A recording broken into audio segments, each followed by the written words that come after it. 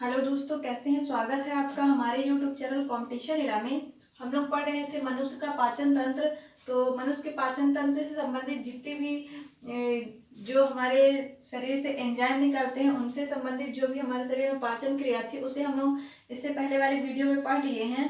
तो अब इस वीडियो में हम लोग पढ़ेंगे कि मनुष्य के पाचन में हमारे शरीर के कौन कौन से अंग सहायक होते हैं। चलिए स्टार्ट करते हैं। स्टार्ट करने से पहले आपके जितने भी स्टडी ग्रुप हो वीडियो को आप वहाँ शेयर कर दीजिए, ठीक है ना। तो हम देखते हैं हमारा मुख जो होता है उसका पाचन कहाँ से शुरू हो जाता है। यहाँ से मुख से हो जाता है। अब मुख में क्या पाया जाता है, मुख गुहा होता है, इसी के अंदर ये मुख है। यहाँ क्या होगा, मुख गुहा, जिसे हम लोग क्या कहते हैं, बक्कल कैविटी।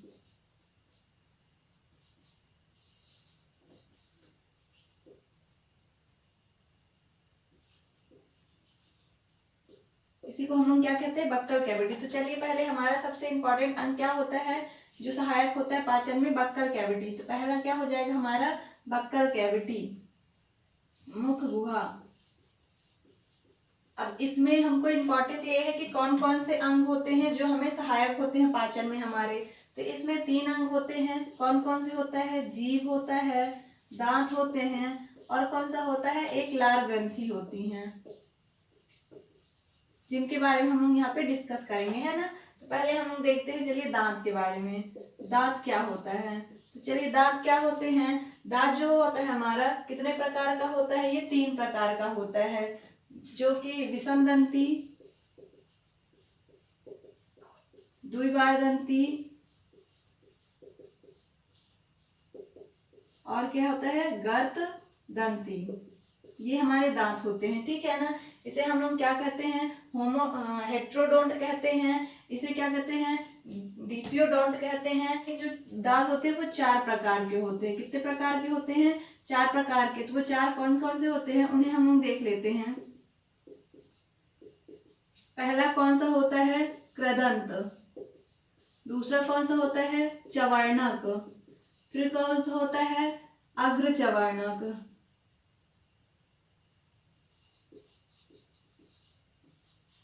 फिर उसके बाद क्या होता है, कृदंत के बाद रदनक, फिर अग्रचवर्णक, फिर क्या आता है, चवर्णक, ठीक है ना। ये दांत होते हैं। इसे इंग्लिश में हम लोग क्या कहते हैं, केनाइन कहते हैं। इसे हम लोग क्या कहते हैं, इसे रत्नक को कहते हैं इंसाइजर, और इसे हम लोग क्या कहते हैं, प्रीमोलर, और इसे क्या कहते हैं, मोलर कहते हैं, ठीक है ना। तो ये अब हम एक इम्पॉर्टेंट होता है, ये तो दांत होते हैं। दांत का काम क्या होता है, ये कितने कितने होते हैं, तो इसको हम लोग दंत सूत्र से देखेंगे। दंत सूत्र क्या होता है, ये हमारा दंत सूत्र होता है। जैसे हमारा मुंह है ना, ऐसा होता है मुंह। इसमें क्या होते हैं, ये हमारा मान लेते हैं ये नीचे वाला जबड़ा है, और इसी के ऊपर ये ऊपर वाला जबड़ा है ना, ये ऊपर वाला है। तब इसमें दांत कैसे पाए जाएंगे, दांत ऐसे पाए जाते हैं कि पहला कितना होता है, 2 होता है, फिर 1 होता है, फिर 2 होता है, फिर 3 होता है ना। सेम इसी प्रकार इधर भी पाए जाएंगे।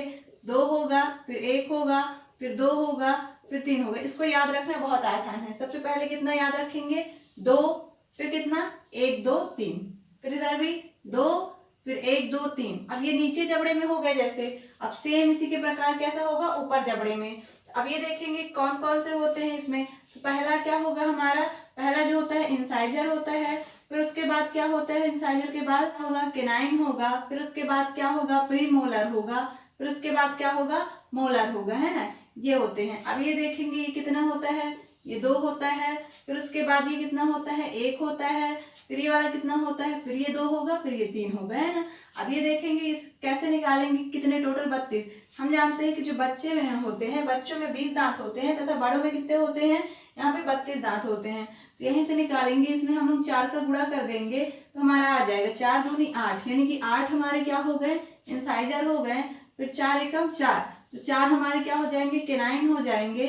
और 4 दूनी फिर 8 हो जाएंगे। तो ये क्या हो जाएंगे हमारे अग्रचवर्णन या प्रीमोलर। फिर 4 त्याई 12, 12 क्या हो जाएंगे हमारे, मोलर हो जाएंगे, है ना। तो अब हम देखते हैं क्या टोटल 32 हो रहे हैं। जोड़ दीजिए, 8 4 12, 12 8 20, 30 30 2 32, यानी टोटल 32 दांत ये हमारे हो गए। और ये दंत सूत्र इंपॉर्टेंट होता है, तो इसे आप लोग याद रखिएगा, है ना। फिर आगे अगर हम लोग देखते हैं कि बच्चों में कितने होते हैं, तो बच्चों में भी सेम ऐसे ही होता है, बस यहाँ पे इंसाइजर 2 होते हैं। बच्चों में क्या नहीं होता है, ये अग्रचवर्णक यहाँ पे नहीं होता है, यहाँ पे क्या आ जाता है, उनका 0 हो जाता है। तो आगे हम लोग देखते हैं इसी प्रकार यहाँ अगर देखते हैं बच्चों में, तो इंसाइजर होता है, फिर 2 होगा, फिर 1 होगा, फिर उसके बाद क्या हो जाता है, यहाँ पे जो 0 हो जाएगा, फिर क्या हो जाता है, 2 हो जाता है बच्चे को, 2 1 0 2 होता है। तो अब इसमें भी 4 का गुणा अगर कर दें तो 4 दूनी यहाँ पे बच्चों का, ये किसका है, वयस्क का, है ना। और बच्चों में देखें अगर हम लोग, तो बच्चों में कितना होता है, तो 4 दूनी यहाँ पे 8 हो जाएगा, फिर 4 से गुणा करें, 4 एकम यहाँ पे 4 आ जाएगा, फिर 4 से गुणा करेंगे तो कितना हो जाएगा, 4 से गुणा करेंगे 0 में, यहाँ 0 ही आ जाएगा। फिर उसके बाद 4 से 2 में गुणा करेंगे, 4 दूनी 8 आ जाएगा। अब इनको अगर प्लस कर दे हम लोग, तो देखते हैं कितना हो जाएगा, 8 4 12, 12 8 20। ये 20 किसके लिए हो गए, बच्चों के लिए, है ना। तो इसे आप लोग याद रखिएगा दंत सूत्र कि वयस्क में कितने होते हैं, 32 होते हैं, बच्चों में कितने होते हैं, 20 होते हैं। और जो इनका कार्य होता है, इनका कार्य जो होता है, पहले ये क्या होता है, ये काटने में काम आता है, और ये वाला क्या होगा, उसको फाड़ने में, ये चबाने में किसी वस्तु को, और ये पीसने में, है ना। ये इनके कार्य होते हैं। तो ये यहाँ से हमारा दांत टॉपिक क्या हो गया, कंप्लीट हो गया। अब उसके बाद हम लोग देखेंगे दूसरा जीभ, ठीक है। तो चलिए उसको भी देख लेते हैं।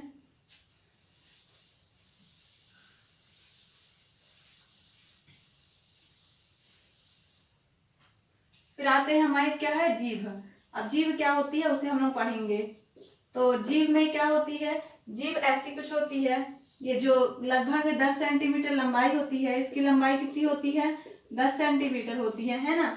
अब इसमें ये पाया जाता है, स्वाद कलिका पाई जाती है। क्या पाई जाती है, स्वाद कलिका। क्या पाई जाती है, स्वाद कलिका पाई जाती है। तो ये यहाँ पे एक पाई जाती है, 2 यहाँ किनारे पाई जाती है, एक आगे पाई जाती है और एक मध्य में पाई जाती है। तो जो पीछे होती है ये कड़वा का ज्ञान कराती है हमें, और ये जो किनारे किनारे होती है ये काहे का ज्ञान कराती है, खट्टा का। और ये बीच में जो होता है नमकीन का। और ये जो यहाँ सबसे आगे होती है, तो अग्रभाग में हमको मीठा का पता चलता है ना।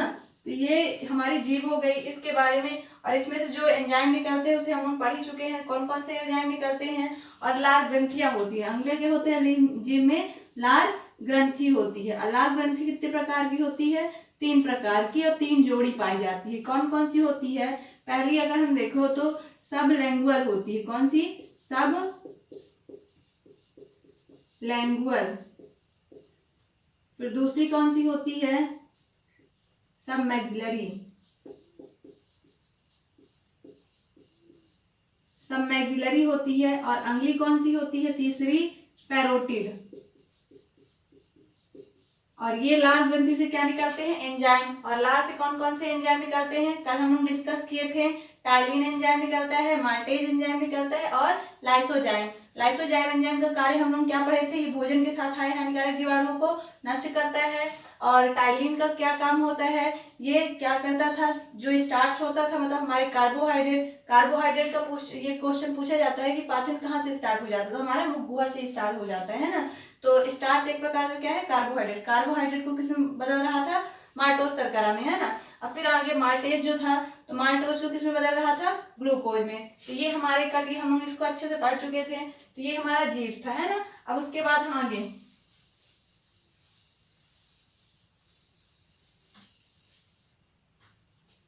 फिर हमारा क्या हो गया, यहाँ पे हम लोग क्या पढ़ लिए, मुख गुहा पढ़ लिए, मुख गुहा के अंदर दांत भी पढ़ लिए और जीभ भी पढ़ लिए। अब आगे ये हमारी क्या होती है, ग्रास नली, है ना।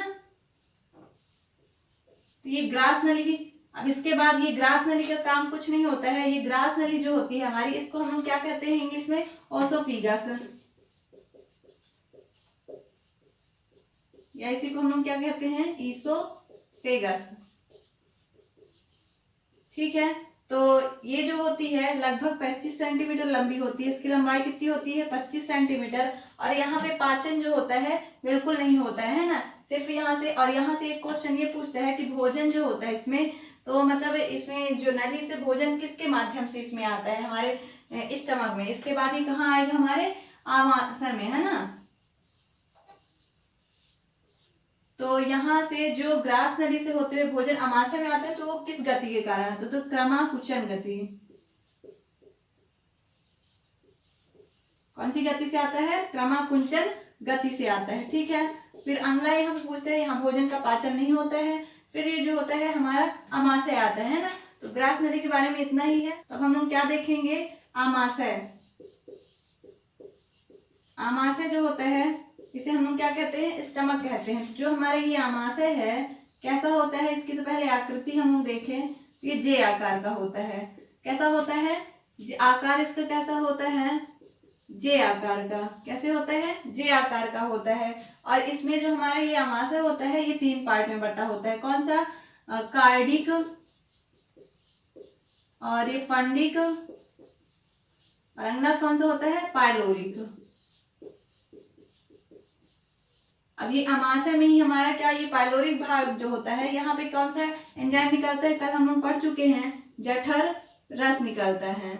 और ये कैसा होता है? अम्लीय प्रकृति का होता है ना। और यहीं से हमारी एनेक्जेटिक कोशिकाएं पाई जाती हैं।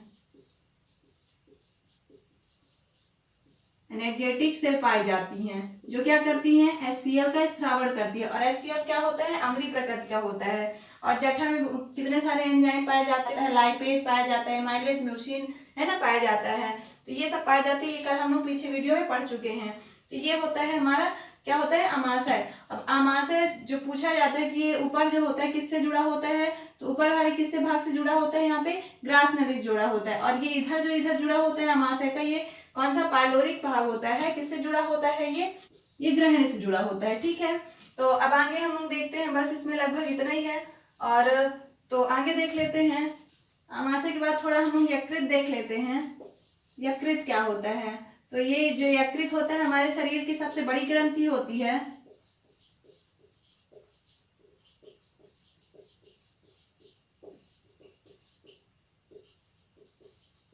शरीर की सबसे बड़ी ग्रंथि होती है ना। और जो इससे क्या होता है? यकृत से ही पित्त रस निकलता है। पित्त रस निकलता है, ये भी ध्यान रखना है। पित्त रस जो होता है ये किस प्रकृति का होता है? ये क्षारीय प्रकृति का होता है। ये क्षारीय प्रकृति का होता है। और इसमें 96% क्या पाया, 92% क्या पाया जाता है? पानी पाया जाता है ना।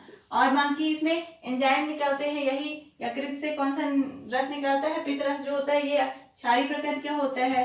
और इसमें एंजाइम होते हैं। कौन कौन से एंजाइम पाए जाते हैं? कल इसके बारे में भी हम लोग डिस्कस कर चुके हैं, है ना। और देखते हैं इसमें एक वर्णक पाया जाता है। कौन सा वर्णक पाया जाता है? बिलिरुबिन और बिलिवर्डिन, जो हीमोग्लोबिन का क्या करते हैं? अपघटन से बने होते हैं ना।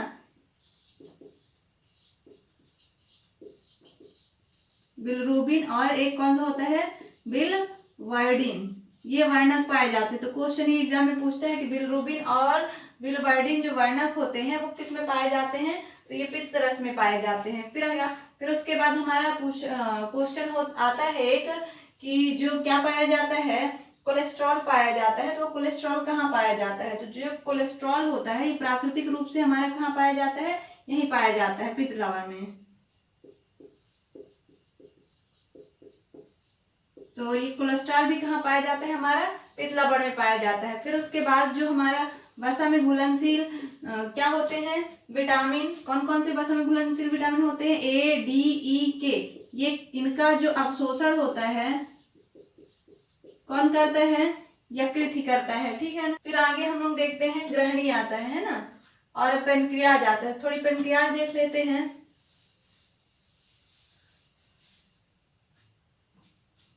फिर इसके बाद पेनक्रियाज।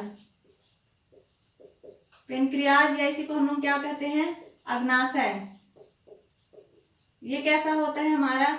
अग्नाशय जो होता है तो ये जो होता है ये गुलाबी रंग का होता है। इसका रंग कैसा होता है? गुलाबी रंग का। और यू आकार की एक ग्रंथि होती है। इसे हम लोग बाह्य एवं अंतःस्रावी ग्रंथि कहते हैं।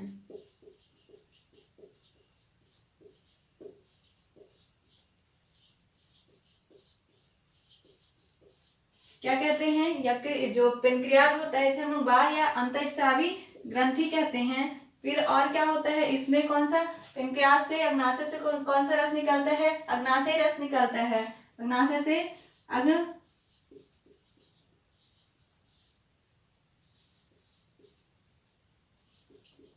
या इसी को हम लोग क्या कहते हैं, पेनक्रिएटिक जूस।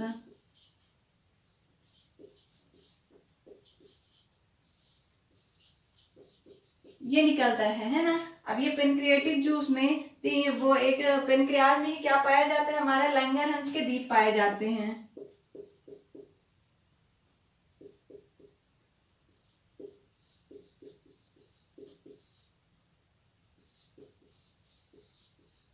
ये जो लैंगरहंस के द्वीप पाए जाते हैं, तो इसमें 3 प्रकार की कोशिका होती हैं। कौन कौन सी होती है? अल्फा कोशिका होती है, बीटा कोशिका होती है, और कौन सी होती है? गामा कोशिका। ये क्या करती हैं? इनसे हार्मोन निकलता है। अल्फा कोशिका जो होती है, इससे ग्लूकागॉन हार्मोन निकलता है। कौन सा हार्मोन निकलता है? ग्लूकागॉन। और जो बीटा कोशिका होती है, इससे कौन सा हार्मोन निकलता है? इंसुलिन। और ये जो गामा कोशिका होते हैं, तो इससे कौन सा हार्मोन निकलता है? गामा कोशिका होते हैं, सोमैटोस्टेटिन हार्मोन निकलता है। कौन सा? सोमैटोस्टेटिन हार्मोन निकलता है। अब जो ये इंसुलिन हार्मोन होता है, ये इंपॉर्टेंट है। इंसुलिन की खोज पूछता करता है, तो इंसुलिन की खोज किसने की है? फ्रेडरिक बेंटिंग नामक वैज्ञानिक ने 1921 में की है। कब?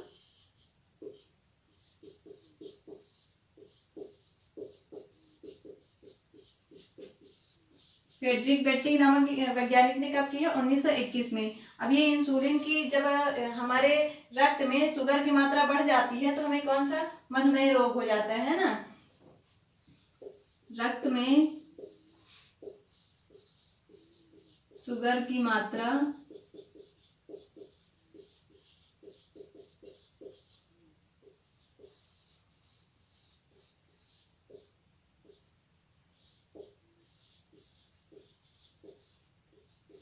इंसुलिन की खोज किसने की है? फ्रेडरिक बेंटिंग ने 1921 में। रक्त में शुगर की मात्रा बढ़ जाने से कौन सा रोग हो जाता है? मधुमेह रोग हो जाता है।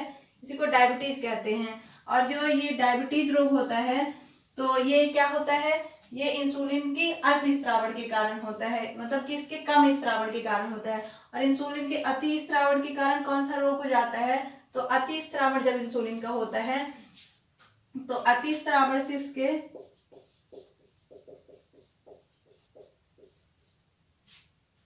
हाइपोग्लाइसेमिया हो जाता है। क्या होता है?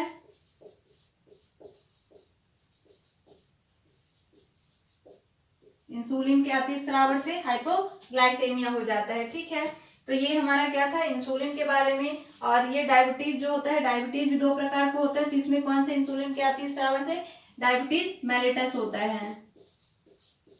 ठीक है ना, तो ये भी याद रखना है। तो हम लोगों ने क्या क्या पढ़ लिया?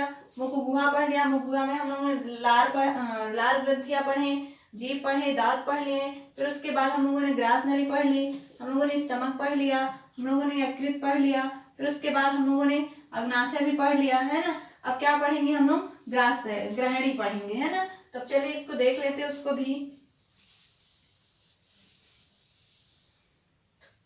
ग्रहणी, ग्रहणी को हम लोग क्या कहते हैं? ड्यूडिनम।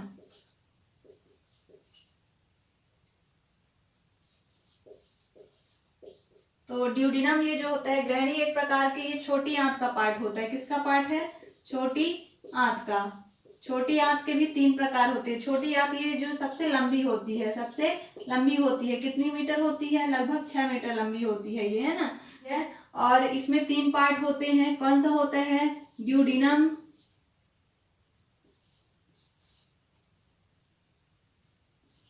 और जूजिनम होता है, और एक इलियम होता है।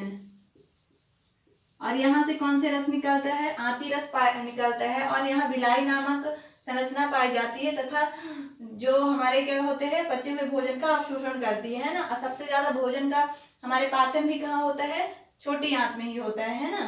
तो ये अब इसके बाद हमारा भोजन कहाँ जाता है? बड़ी आंत में। और जो बड़ी आंत होती है, उसमें भोजन का पाचन नहीं होता है। और बड़ी आंत के भी 3 प्रकार होते हैं। बड़ी आंत के 3 प्रकार होते हैं, उसको भी देख लेते हैं। तो बड़ी आंत के 3 प्रकार कौन कौन से होते हैं? पहला होता है सीकम, एक कोलन होता है और एक कौन सा होता है, रेक्टम। ये हमारे बड़ी आंत के ये जो कोलन होता है, यहीं पे हमारे आंत में बैक्टीरिया पाया जाता है। आपने सुना होता है कि ये क्वेश्चन पूछा करता है कि आंत में पाया जाने वाला बैक्टीरिया कौन सा होता है, तो ई कोलाई है, उसी को हम लोग क्या कहते हैं, एस्चेरिचिया कोलाई। कहाँ पाया जाता है, आंत के कोलन भाग में। अब जो ये इसका इलियम भाग होता है छोटी आंत का, वो किससे जुड़ा होता है, सीकम द्वारा। ये यहाँ पे इसे ये दोनों जुड़े होते हैं, तो आंत का, छोटी आंत का इलियम बड़ी आंत के सीकम पार्ट से जुड़ा होता है। ठीक है, और क्या है इसके बाद हो गया, इसके बाद ये हमारा लगभग कंप्लीट ही हो गया है। तो ये हमारा पाचन था पूरी तरह से। ये पाचन हमारा इस प्रकार से क्या होता है, कंप्लीट होता है। अगर आपको कुछ सजेशन देना हो तो आप दे सकते हैं, कुछ कमी अगर रह गई हो तो कमेंट करके बता सकते हैं। तो ये वीडियो देखने के लिए धन्यवाद, फिर मिलते हैं हम लोग अगले वीडियो में।